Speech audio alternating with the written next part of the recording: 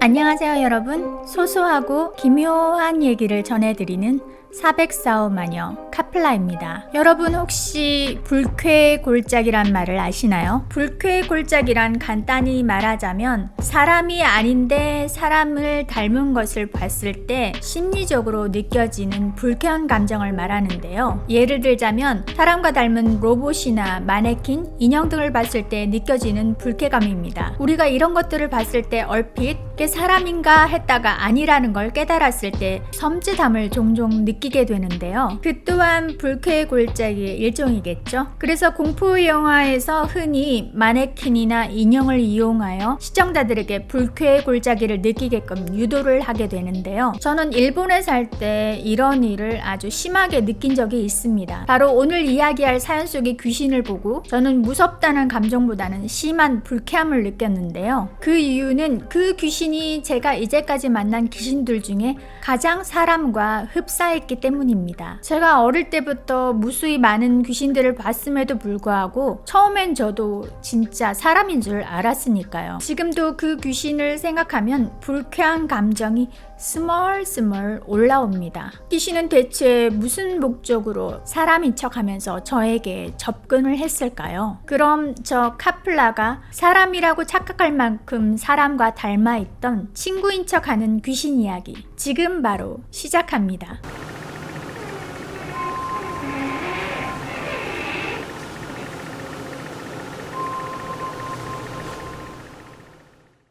이 세상에는 여러 가지 문이 있습니다. 우리는 매일 그 문들을 이용하면서 사는데요. 대문, 방문, 현관문, 교문, 심지어는 개구멍까지 다양한 문들을 이용하면서 살고 있죠. 그 중에는 보통 사람들의 눈에는 띄지 않는 문들도 있습니다. 귀문이라는 것이 바로 그것인데요. 이것은 바로 귀신들이 우리 현실 세계와 귀신들의 세계를 왔다 갔다 하는 통로라고 할 수 있습니다. 하지만 이 귀문이 어디에나 있는 것은 아닙니다. 그러나 장소에 따라서는 이 귀문이 있을 뿐더러 항상 열려있는 곳도 있죠. 예를 들자면 무서운 심령 스팟 같은 곳은 항상 귀문이 열려있는 곳이죠. 그러니 아무리 호기심이 생겨도 그런 곳에 가는 것은 별로 바람직하지 못한 생각입니다. 여러분이 아주 무서운 귀신을 일부러 만나고 싶은 게 아니라면 말입니다. 하지만 때로는 그런 심령 스팟이 아닌데도 일반 주택이나 아파트에 귀문이 열려있는 곳이 있습니다. 제가 일본에 살 때의 일입니다. 저는 이사를 간 지 얼마 안 됐을 때인데 주위에 살던 지인이 자꾸만 자기가 사는 집에 같이 들어와 살자고 합니다. 제가 요리도 잘 못하고 너무 바쁘니 자기하고 살면 밥도 해주고 지금 살고 있는 허름한 아파트보다는 신축에 공간도 넓고 겨울을 따뜻하게 지낼 수 있는 자신의 집이 좋지 않겠냐는 거였죠. 그런데 그게 이렇게 하지 않으련? 이런 권유나 요청 정도가 아니라 거의 강요를 하다시피 넌 꼭 여기 와야 해. 이런 식이었어요. 지금의 저라면 거절을 했겠지만 예전에 저는 사람들이 뭔가 말을 하면 다 들어주는 일명 호구였습니다. 그러다 보니 이사 간 지 얼마 안 되어서 위약금까지 물어주며 지인이 살고 있는 아파트로 들어가게 됐습니다. 전 그 집에 몇 번 가본 적도 없었고 심지어 방은 구경도 해본 적이 없었죠. 그러니 집을 보고 갔다기보다는 지인이 강력하게 주장을 하고 자신과 함께 오순도순 살자는 말에 현혹돼서 갔던 거죠. 그런데 이게 웬일입니까? 제가 이사를 가자 얼마 안 돼요. 그 지인은 사정이 생겼다며 자신이 쓰던 중고 가구마저 비싼 돈을 요구하며 저에게 떠넘기고 다른 곳으로 이사를 가버리고 말았습니다. 그때 가구 비용만으로 한 10만 엔은 줬을 거예요. 그 당시는 지금보다 훨씬 환율 차이가 있을 때니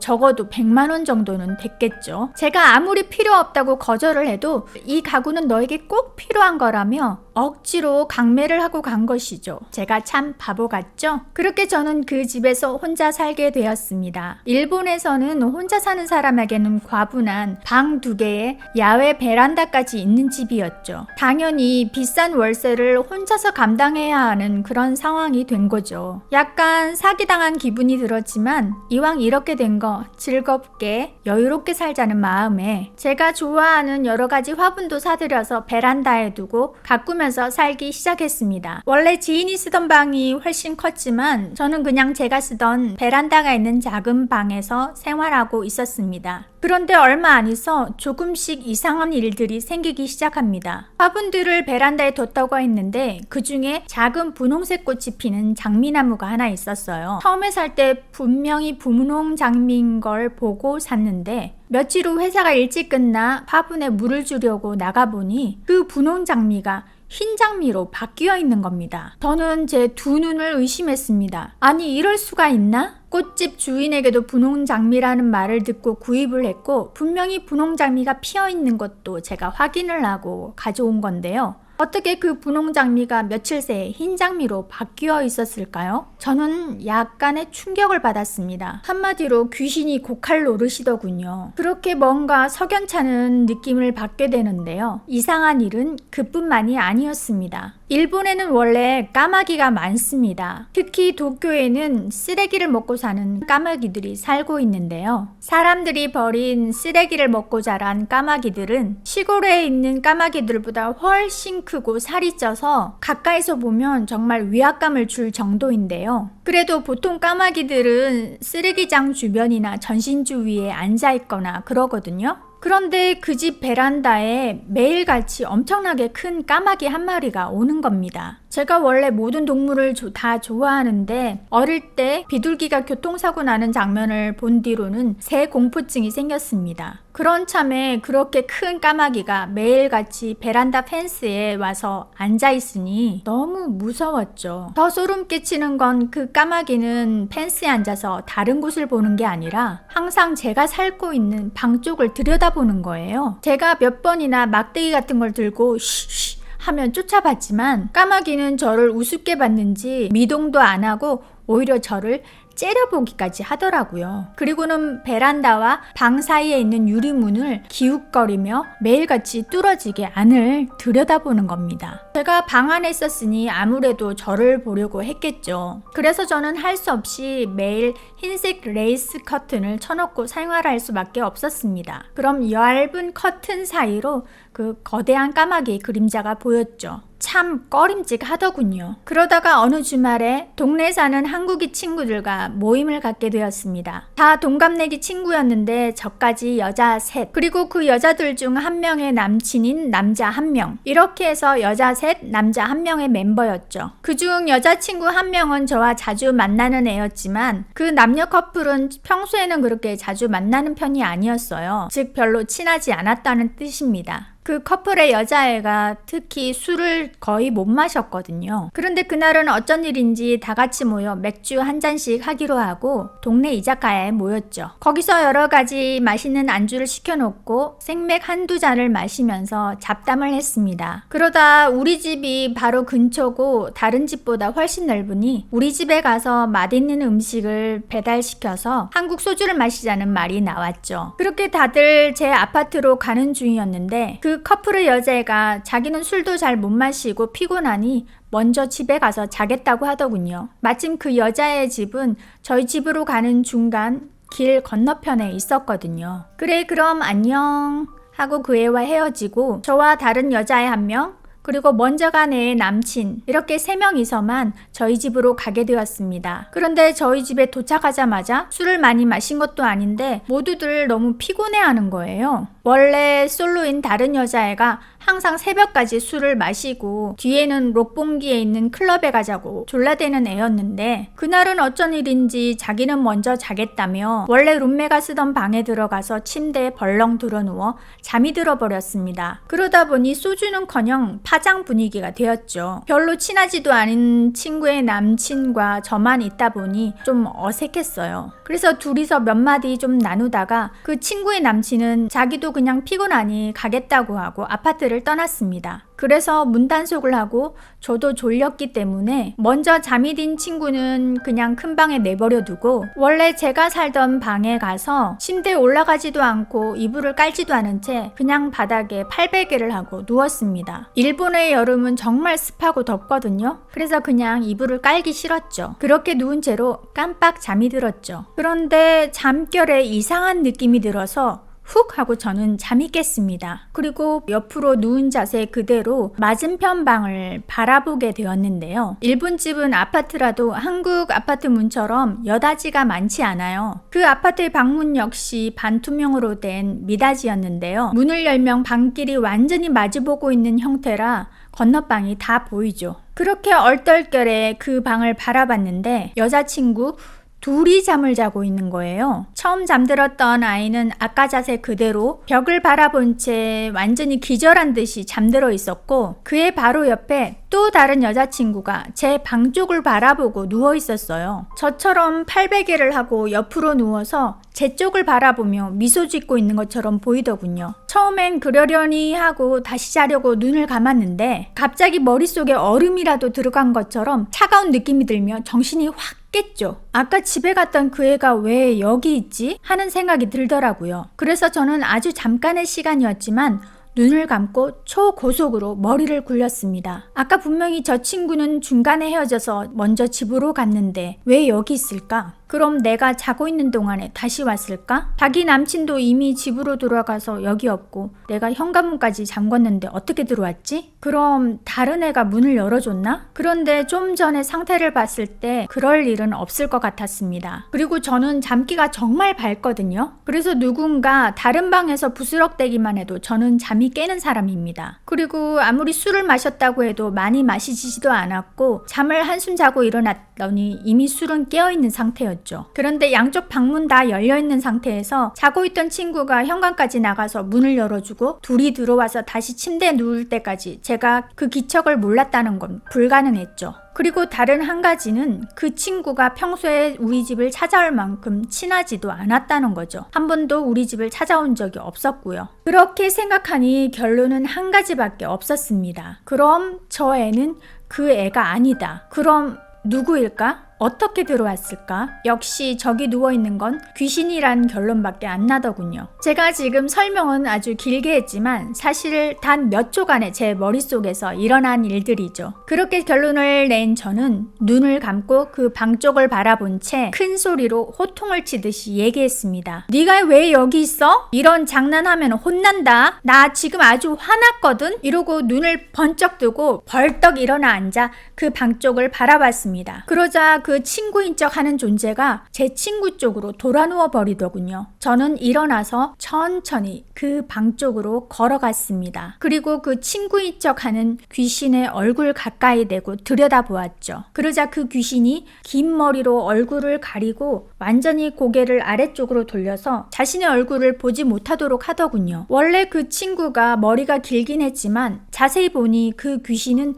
머리가 훨씬 더 길었습니다. 머리카락이 거의 다리까지 닿아 있더군요. 전 심한 불쾌함과 섬뜩함을 느꼈지만 침착하게 그 귀신의 얼굴 가까이에 입을 대고 낮은 목소리로 천천히 말했습니다. 좋은 말로 할 때 빨리 가라. 안 그러면 가만히 안 둔다. 알았지? 빨리 가. 그러자 그 귀신은 옆에 누워있는 제 친구 쪽으로 점점 더 파고들며 필사적으로 얼굴을 가리려고 하더군요. 그런데 옆에 자고 있던 제 친구는 마치 마취라도 당한 듯 아까 잠든 자세 그대로 미동도 안 하더라고요. 좀 전에 제가 호통을 치고 그렇게 큰 소리로 말했는데도 말이죠. 어쨌든 전 그 귀신에게 위협 아닌 위협을 하고 일부러 발소리를 쿵쿵 내며 제 방으로 돌아왔습니다. 그리고 맞은편 방을 바라보며 아까 그 자세 그대로 옆으로 팔베개를 하고 누워 그 귀신 쪽을 뚫어지게 바라보고 있었죠. 그런데 잠이 갑자기 막 쏟아지는 거예요. 좀 전에도 자고 일어나서 정신이 또렷한 상태였는데 너무 갑자기 잠이 쏟아져서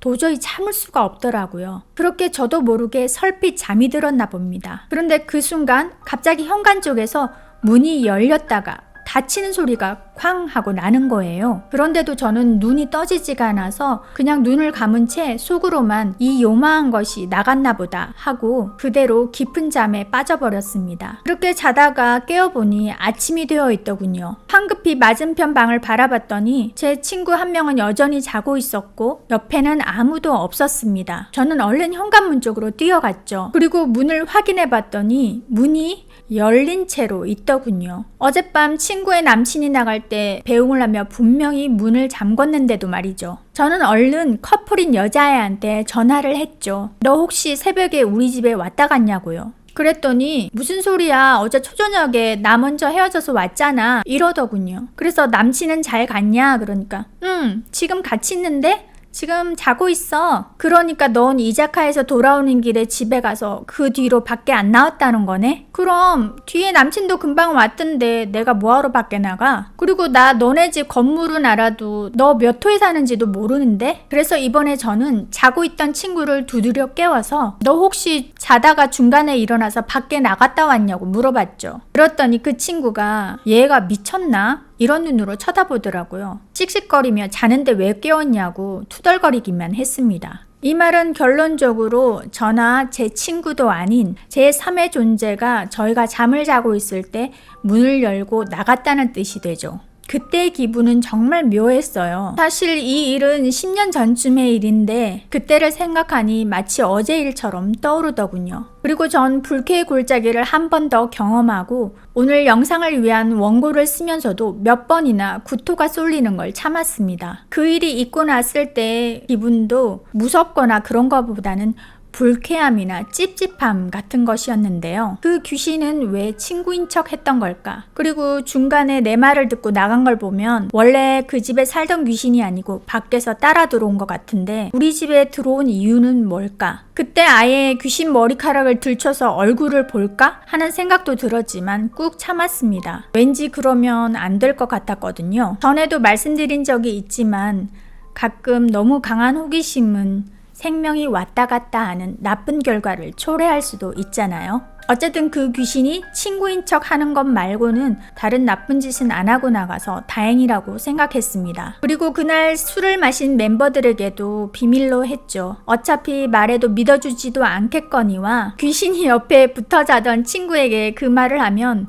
너무 무서워할 것 같았거든요. 그리고 저는 그 집에서 1년 정도를 더 살았고 그동안 정말 많은 기이한 일들을 겪었습니다. 그리고 그 집에 귀문이 열려 있다는 걸 알게 되었죠. 그러던 어느 날 저는 길을 걷다가 우연히 그 집을 저에게 억지로 떠넘긴 지인의 딸을 만나게 됩니다. 그 애는 저를 보더니 언니 아직 그 집에 살아요? 하고 묻더군요. 그렇다고 하자 그 집에서 무슨 이상한 일 없었어요? 하고 물었습니다. 그래서 전 시치미를 떼고 아니 아무 일도 없었는데 넌 무슨 이상한 일 있었니? 하고 묻자 아우 다행이에요. 엄마가 아무한테도 말하지 말라고 했는데 사실 제가 그 집에 살 때 작은 방에서 자고 있는데 베란다에서 손이 쑥 들어와서 제 발목을 막 잡아당기고 그랬거든요. 하마터면 그때 끌려갈 뻔했어요. 그런데 그 집에 살던 전 주인도 매일 그런 일을 겪었대요. 하고 말하더라고요. 그래서 그때 전 왜 그 사람들이 그 집을 저한테 억지로 떠넘기고 빨리 이사를 갔는지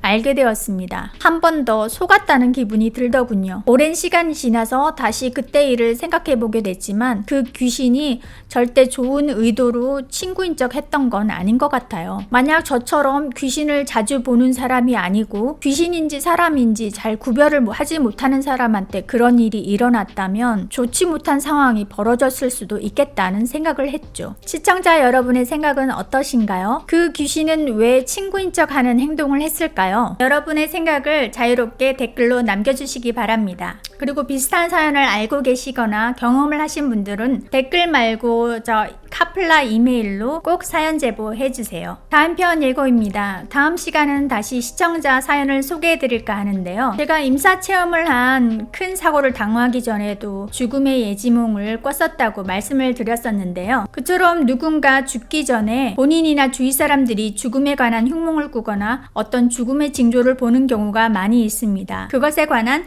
시청자의 실제 사연을 소개해드리려고 하니까요. 새로 방문해주신 분들은 꼭 구독, 좋아요, 알림 설정하셔서 과연 어떤 흉몽들을 꾸고 사람들이 죽게 되었는지 한번 확인해 보시기 바랍니다. 그리고 마지막으로 구독자 여러분께 감사의 말씀을 전해드리려고 하는데요. 445 카플라 채널이 적은 영상 수에도 불구하고 구독자 1000명 그리고 시청시간 4000시간을 달성하게 되었습니다. 모든 것이 여러분의 성원 덕분입니다. 정말 감사합니다. 앞으로도 많은 댓글 활동을 통해서 응원 꼭 해주시고요. 사연 제보도 적극적으로 하셔서 채널이 활발하게 성장할 수 있도록 많은 도움 부탁드리겠습니다. 그럼 편안한 하루 보내십시오. 지금까지 404호 마녀 카플라였습니다.